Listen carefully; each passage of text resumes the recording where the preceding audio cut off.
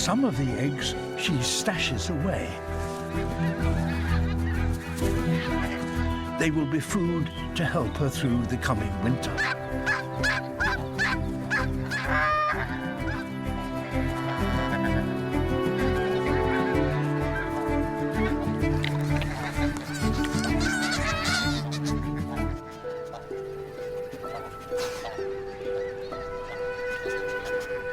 In just 3 weeks, she will steal over 800 eggs from the geese.